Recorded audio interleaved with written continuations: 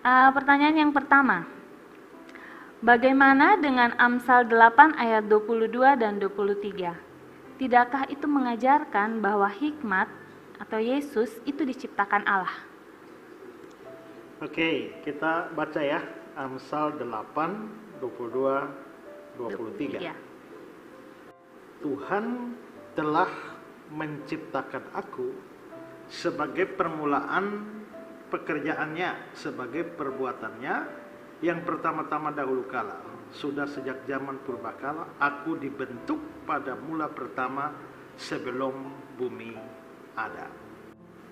Nah, kalau saudara memperhatikan konteks dari ayat ini, itu kan sebenarnya bicara soal hikmat, dan aku di sana itu adalah hikmat. Tuhan telah menciptakan aku tuh hikmat ya. Aku dibentuk, itu hikmat dibentuk. Nah, di sini hikmat itu sesuatu yang abstrak sebenarnya dan impersonal, bukan pribadi, tetapi ini adalah personifikasi. Jadi hikmat di sini dipersonifikasi seolah-olah dia adalah suatu pribadi, seolah-olah dia adalah satu orang. Makanya dibilang Tuhan telah menciptakan aku, berarti hikmatnya bisa ngomong ya. Sudah pada zaman purbakala aku dibentuk. Nah, hampir semua penafsir percaya bahwa hikmat di sini itu sebenarnya adalah personifikasi dan sebenarnya adalah gambaran dari Yesus sendiri, karena di dalam perjanjian baru Yesus disebut sebagai hikmat, sang hikmat itu. Nah, kalau memang ini adalah Yesus, maka jadi persoalan adalah Tuhan, Tuhan besar, Yahweh telah menciptakan aku. Aku di sini berarti kalau itu Yesus, hikmat itu Yesus, berarti Yesus itu dicipta. Aku, Yesus dibentuk. Nah, ini lalu akhirnya menjadi ayat dasar dari salah satu ayat dasar dari saksi Yehova yang percaya bahwa Yesus itu adalah ciptaan pertama dari Allah, ciptaan mula-mula dari Allah. Apakah tafsiran semacam ini dibenarkan? Tidak, saudara ya. Karena ini ada problem penerjemahan. Satu hal yang perlu saudara ketahui adalah biasanya dalam bahasa asli itu satu kata dalam bahasa asli dia bisa mempunyai banyak arti dalam bahasa terjemahan. Misalnya kalau ditranslate ke Indonesia, satu kata bahasa asli bisa mempunyai 4 atau 5 atau 2, 3 arti di dalam bahasa Indonesia. Kadang-kadang pula terbalik, bahwa satu kata di dalam bahasa terjemahan itu bisa merujuk kepada lebih dari satu, bisa 2 atau bisa 3 di dalam bahasa aslinya. Nah, hal yang sama terjadi di sini. Kata kanah ya. Jadi mestinya kata yang diterjemahkan menciptakan di situ itu kata Ibraninya adalah kanani, berasal dari kata kanah. Jadi Yahweh telah kanani aku, menciptakan aku. Nah, kata kanani di sini itu diterjemahkan oleh Lembaga Alkitab Indonesia menciptakan aku. Padahal sebenarnya kata kanah ini mempunyai arti yang banyak, tidak hanya mencipta. Sekurang-kurangnya ada sekitar 6 atau 7 arti. Selain mencipta, itu juga bisa berarti mendapatkan, kata kanah. Bisa berarti juga menegakkan. Bisa berarti juga mendirikan. Bisa berarti membentuk. Bisa berarti membeli. Bisa berarti memiliki.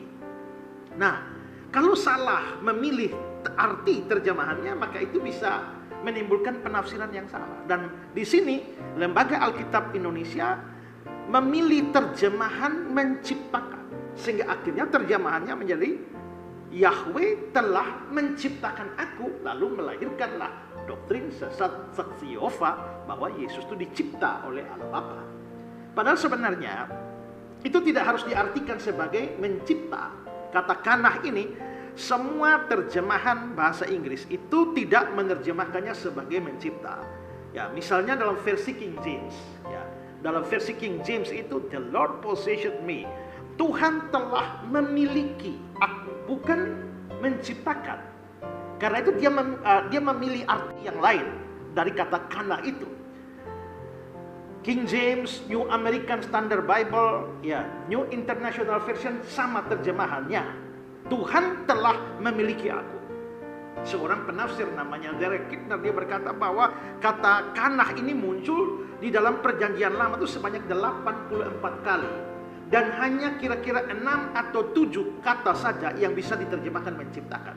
Selain itu bisa berarti mendapatkan, menegakkan, mendirikan, membeli, dan memiliki. Dan di sini kalau dipilih terjemahan yang lain, dan seperti terjemahan King James dan beberapa ayat bahasa versi Inggris tadi, jelas dikatakan bahwa Tuhan memiliki aku. Yahweh memiliki aku. Kalau ini Yahweh memiliki aku, maka jelas ini bukan berarti bahwa Yesus diciptakan. Nah, ini cuma soal penerjemahan saja. Lalu ayat yang ke-23 ya dibilang bahwa sudah pada zaman purbakala aku dibentuk. Nah, aku dibentuk ini juga, kata dibentuk ini lalu diartikan oleh saksi Yehova sebagai kalau begitu Yesus dicipta, dibentuk. Tapi di sini kata Ibraninya adalah nisakti. Dan kata nisakti itu arti sebenarnya adalah lagi-lagi persoalan penerjemahan. Di sini dibilang aku dibentuk, tapi sebenarnya bisa aku ditetapkan, ya, atau aku ditentukan. Seperti misalnya dalam terjemahan NIV, aku telah ditetapkan sejak kekekalan, appointed, ya. Jadi bukan dibentuk.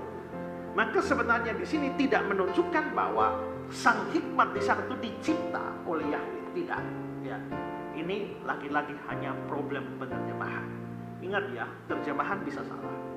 Alkitab kita itu tidak salah dalam bahasa aslinya, tetapi proses penerjemahan itu bisa mengakibatkan kesalahan-kesalahan penerjemahan. Itu berlaku bagi semua dokumen kuno. Termasuk Al-Quran pun sendiri itu juga mengalami banyak kesalahan penerjemahan, ya. Jadi seharusnya untuk mengetahui artinya yang sebenarnya, maka memang studi Alkitab yang mendalam itu harus membuat kita mau meneliti medan makna dari kata-kata asli di dalam Alkitab. Jadi lagi-lagi ini tidak menunjukkan bahwa sang hikmat Yesus itu dicipta. Ya,